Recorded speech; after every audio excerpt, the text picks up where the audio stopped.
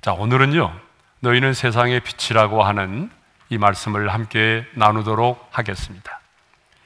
너희는 세상의 소금이라고 말씀하신 주님은 곧 이어서 너희는 세상의 빛이라고 말씀을 하셨습니다. 자, 여기서 그러면 너희는 누구를 말할까요? 자, 여기서 너희는요, 이 세상에 있는 모든 사람을 가리키는 말이 아니라 예수님의 제자로서 이 땅을 살아가는 저와 여러분을 가리키는 말입니다. 그런데 안타깝게도 우리는 참 빛이 아닙니다. 예수 그리스도만이 참 빛이십니다. 그리고 요한복음 1장 9절에 보게 되면 참 빛이신 예수님이 인간의 몸을 입고 이 세상에 오셨습니다. 우리 말씀을 함께 읽겠습니다. 참 빛 곧 세상에 와서 각 사람에게 비추는 빛이 있었나니.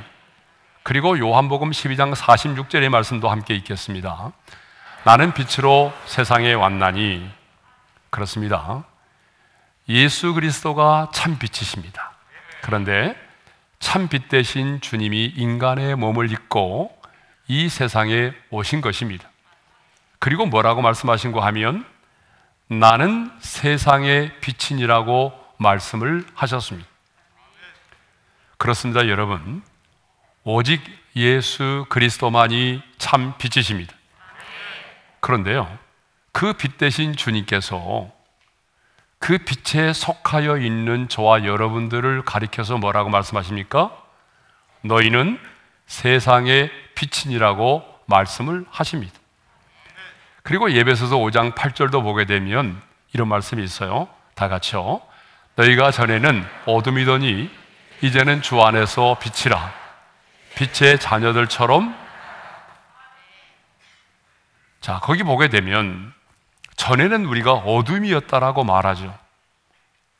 여러분, 전에는 어둠이었다는 말이 무슨 말일까요? 우리가 빛이 되기 전에, 빛의 자녀가 되기 전에 우리가 과거에는 어둠이었어요. 그 어둠이었다는 말은 무슨 말인가 하면 어둠의 영의 지배를 받으며 그리고 어둠 가운데 살았던 때를 말한다는 거예요. 좀 더 구체적으로 말씀드리면 이 세상의 풍속을 쫓고 공중권세 잡은 자를 따라다녔던 그때를 말합니다. 그런데 이제는 어떻게 됐어요? 주 안에서 빛이 되었습니다.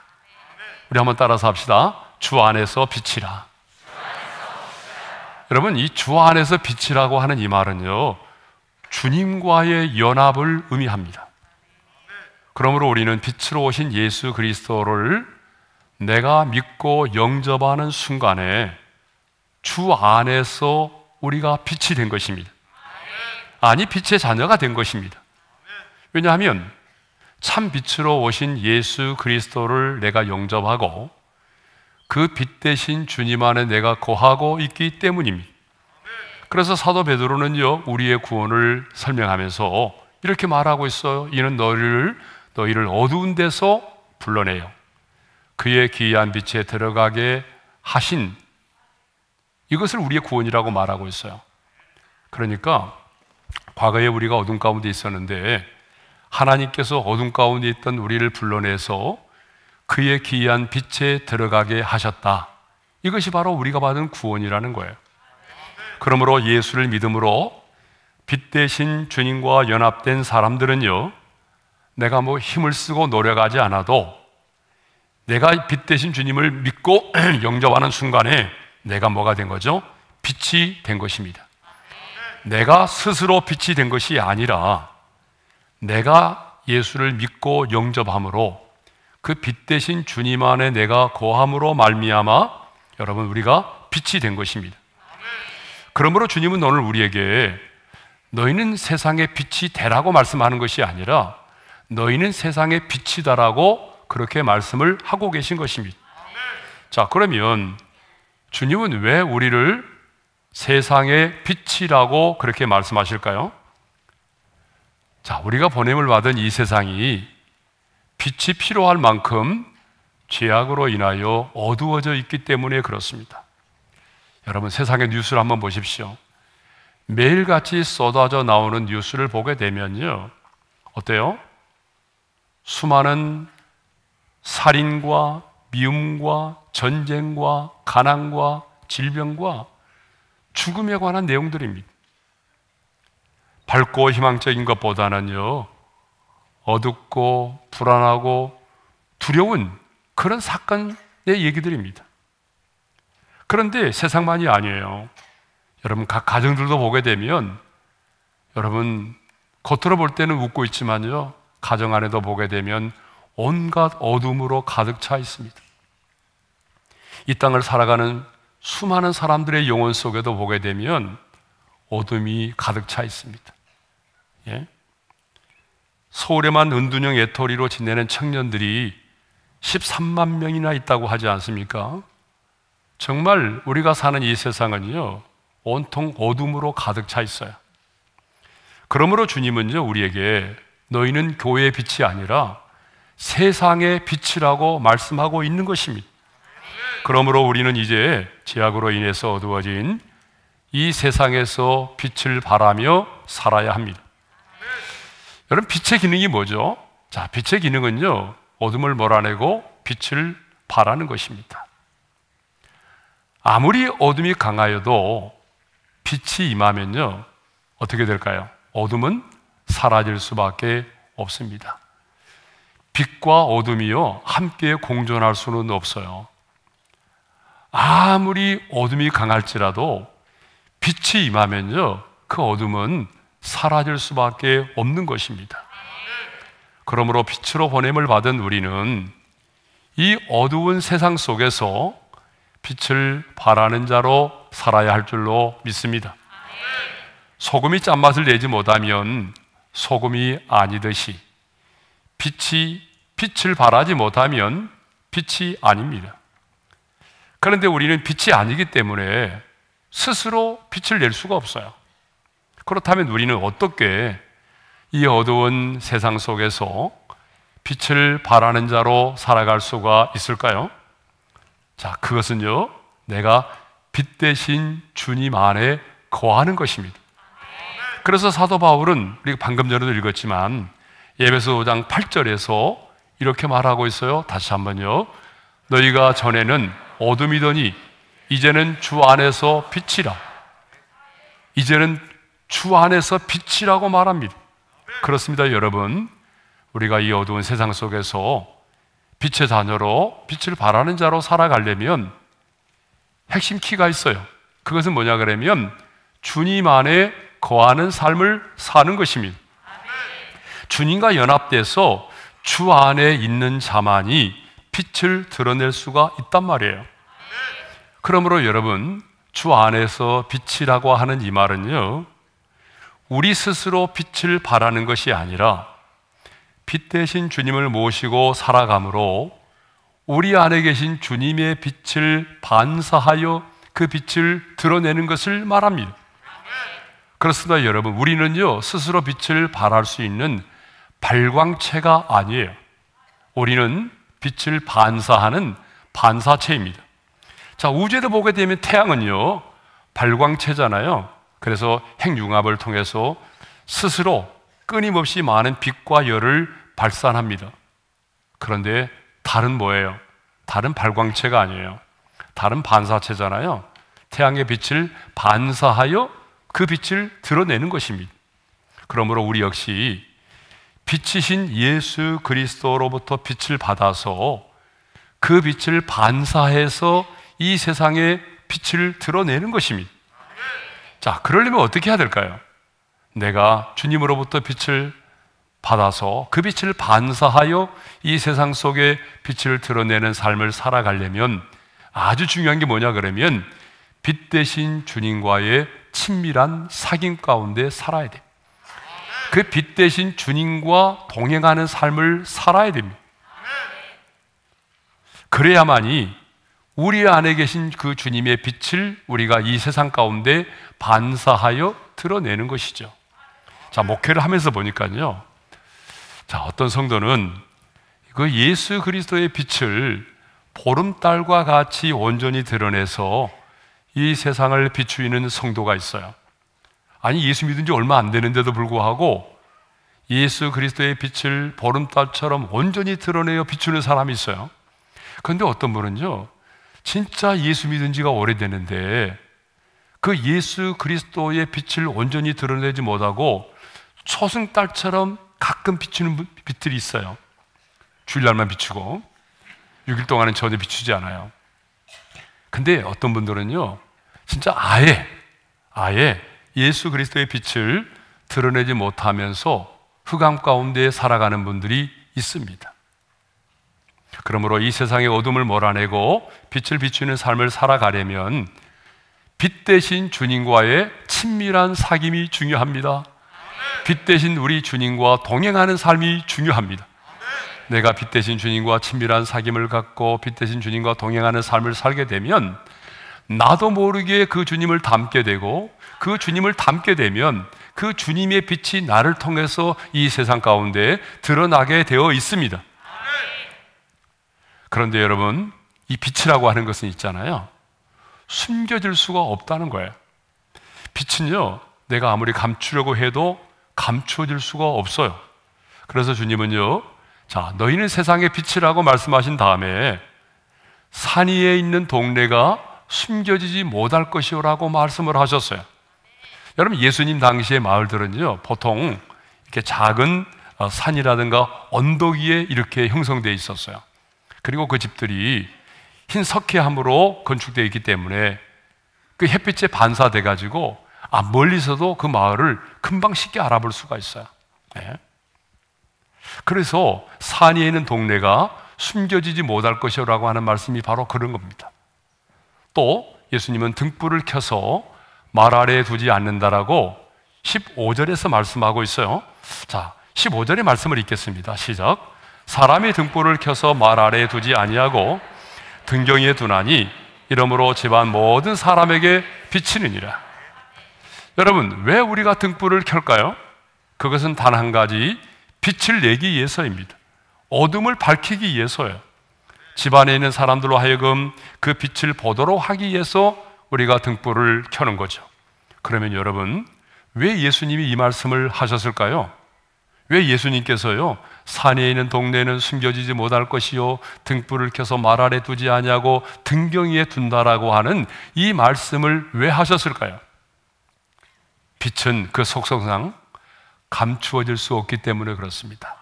여러분, 무슨 말인가 하면은 이 세상에 말이죠, 은밀한 크리스찬은 없다는 거예요. 이 세상 속에 은밀한 예수님의 제자는 없다는 거예요. 빛의 자녀는요, 어디에 있든지 간에 드러날 수밖에 없다는 거예요. 세상 사람들 속에 섞여서, 그 많은 무리들 속에 섞여서 함께 일을 하고 있고, 또 세상 사람들이 잘 알아주지 않는, 주목을 받지 못하는 그런 일을 하고 있다고 할지라도 빛의 자녀는요, 어디에서 무엇을 하든지 간에 드러날 수밖에 없다는 거예요. 숨겨질 수가 없다는 거예요. 그런데 가끔요, 빛의 자녀라고 하는 사람들이요, 자신의 신분을 철저하게 숨기면서 살아가려는 분들이 있어요. 자신의 빛이 드러나지 않도록 하기 위해서 오늘 주님이 말씀하신 것처럼 그 불을, 자신의 빛을 말 아래 두어가지고 덮어버리고 철저하게 그 빛을 차단하면서 살아가는 사람들이 있습니다. 얼마나 자신을 잘 숨겼는지요, 같은 직장의 동료들이라든가 또 사회 친구들도 내가 교회를 다니는 크리스찬인지를 전혀 모르는 경우가 있어요. 빛을 숨기면요, 더 이상 빛이 될 수가 없습니다. 예수님의 제자인 내가 내 자신의 신분을 숨기면 더 이상의 예수님의 제자가 아닙니다. 그래서 예수님도 이렇게 경고하셨어요. 마태복음 10장 32절 33절입니다. 다 같이요. 누구든지 사람 앞에서 나를 시인하면 나도 하늘에 계신 내 아버지 앞에서 그를 시인할 것이요, 누구든지 사람 앞에서 나를 부인하면 나도 하늘에 계신 내 아버지 앞에서 그를 부인하리라. 여러분, 빛은 숨겨질 수가 없다는 것입니다. 다시 한번 말씀드립니다. 이 세상에 은밀한 감추어진 신자는 없습니다. 그러므로 우리는 이제 이 세상의 빛으로 당당하게 빛을 드러내는 빛의 자녀로 살아야 됩니다. 여러분의 일터에서, 그리고 여러분의 직장에서, 여러분의 캠퍼스에서, 여러분 병원에서, 아니면 물건을 사고 파는 그 현장 속에서, 알바하는 현장 속에서도 여러분은 나는 빛의 자녀다, 나는 세상의 빛이다라고 하는 여러분 자신의 정체성을 분명히 하시고 그 어둠 속에서 빛을 몰아내고 빛을 드러내는 빛의 사람으로 살아갈 수 있기를 바랍니다. 그러면 이 세상 속에서 빛으로 산다는 것은 뭘 의미할까요? 이제 구체적으로 그럼 빛으로 산다는 게 뭘까요? 남마다 횃불을 들고 다니는 거예요? 아니에요. 여러분, 빛으로 산다는 것은요, 첫 번째로 착한 행실로 사는 거예요. 자, 16절의 말씀을 우리 함께 읽겠습니다. 16절입니다. 이같이 너희 빛이 사람 앞에 비치게 하여 그들로 너희 착한 행실을 보고 하늘에 계신 너희 아버지께 영광을 돌리게 하라. 자, 문맥을 보게 되면요, 빛을 사람 앞에 비치게 하는 것은 곧 착한 행실을 보이는 것임을 알 수가 있어요. 그러니까 문맥적으로 보게 되면, 그러니까 빛이 바로 착한 행실과 연결되어 있다는 것을 우리가 알 수 있어요. 자, 그러면 여기서 착한 행실은 여러분 무엇을 말할까요? 이 본문에서 보게 되면 착한 행실은 굉장히 넓은 의미로서 우리 인간의 선한 행실을 의미한다고 볼 수 있어요. 왜냐하면 문맥적으로 볼 때에 주님은 분명히 소금과 빛이 되는 삶을 착한 행실과 착한 행실로 말씀하고 있기 때문에 그렇습니다. 이 또 여기 나오는 착한 행실을 믿지 않는 사람들의 평가로 인정하고 있기 때문에 그렇습니다. 그래서 그들로 너희 착한 행실을 보고 할 때에 여기서 그들이 누구냐 그러면요, 예수 믿는 사람이 아니에요. 여기서 그들은 하나님을 모르는 불신자들을 말하는 거예요. 그렇습니다. 우리가 이 땅을 살아가면서 선한 일을 행하고 사랑을 실천하면 그들도 감동을 받습니다. 누군가를 위하여 희생하는 삶을 살아가게 되면 마음속으로라도 이런 생각을 하게 되겠죠. 역시 하나님을 믿는 사람은 좀 다르네 라는 생각을 하게 된다는 말입니다. 이렇게 하나님을 모르는 이 세상의 사람들은요, 우리가 이 땅을 살아가면서 빛의 자녀로서 착한 행실을 통해서 이렇게 누군가를 섬기고 희생하고 살아가게 되면 그 모습을 통해서 사람들은 감동을 받기도 하고 보이지 않은 하나님을 우리의 빛된 삶을 통해서 볼 수 있게 된다는 것입니다. 그러므로 빛의 자녀인 우리는요, 이 세상을 살아가면서 믿지 않은 자보다도 훨씬 더 선한 일을 행하며 살아야 합니다. 또 이 세상 속에서 빛으로 사는 삶은요, 우리가 선교적인 삶을 사는 거예요. 예수님은 자신이 빛으로 이 세상에 오신 목적을 나를 믿는 자로 하여금 어둠에 거하지 않게 하려 함이라고 말씀을 하셨습니다. 자, 요한복음 12장 46절이죠. 다 같이요. 나는 빛으로 세상에 왔나니 오른 나를 믿는 자로 어둠에 거하지 않게 하려 함이로라. 예수님이 왜 빛으로 이 땅에 오셨다고 말합니까? 나를 믿는 자로 어둠에 거하지 않도록 하기 위해서라고 말씀하시죠.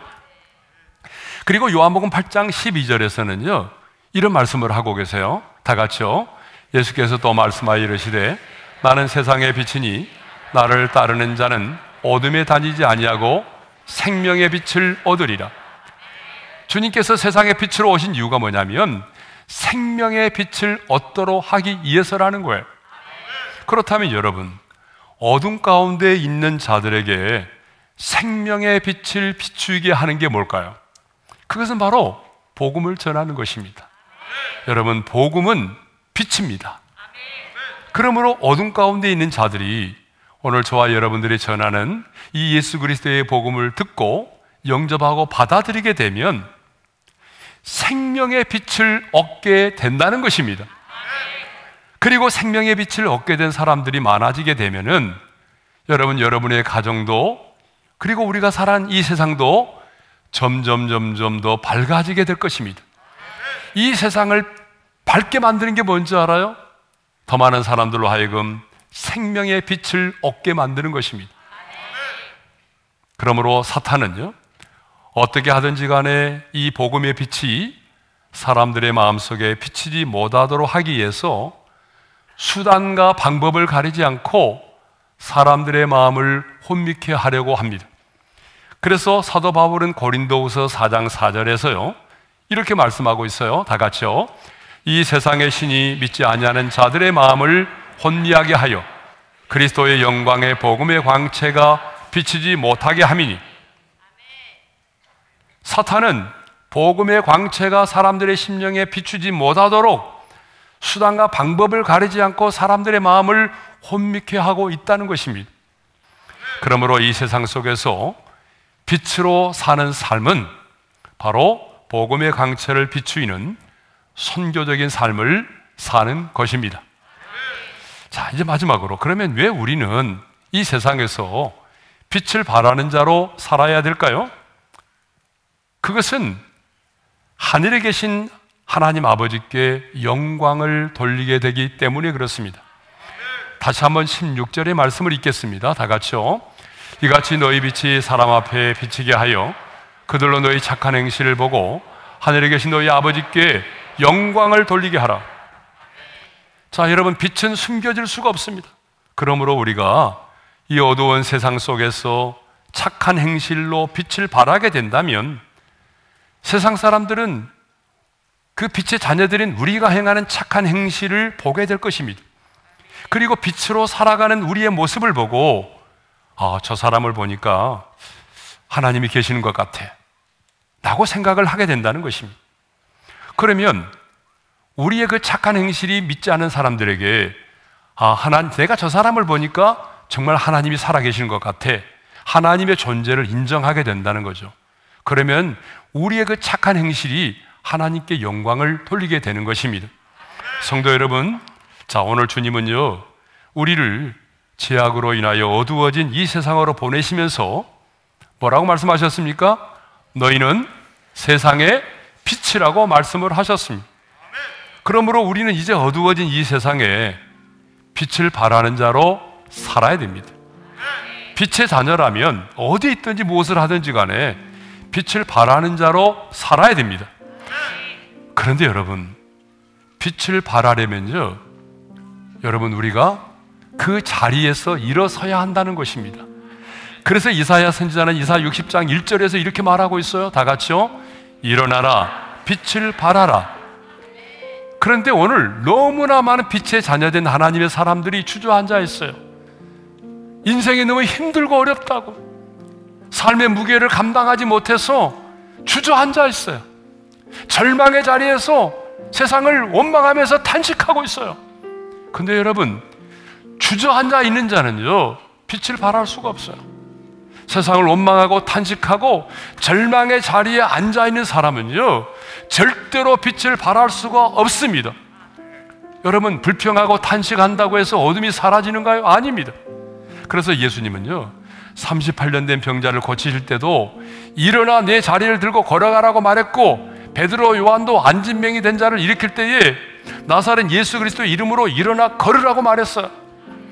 그러므로 여러분, 이제 우리도 일어서야 됩니다. 그래야 희망의 빛을 발할 수가 있고요, 치유와 용서의 빛을 발할 수가 있는 것입니다. 우리 모두가 오늘 이 말씀을 붙들고 우리의 주어진 삶의 현장에서 일어나 빛을 발하기 시작할 때에 가장 먼저 내 안에 있는 어둠이 떠나갈 것입니다. 예수 그리스도의 생명의 빛이 내 안에 임할 때에 우울한 감정도, 불안한 감정도 사라질 것입니다. 두려움도 사라질 것입니다. 마귀의 관계는 수포로 돌아갈 것입니다. 놀라운 치유와 회복의 역사가 일어날 것입니다. 중요한 것은 탄식만 하지 말고 어떤 자리에 있든지 간에 그 자리에서 일어나 빛을 발하시기를 바랍니다.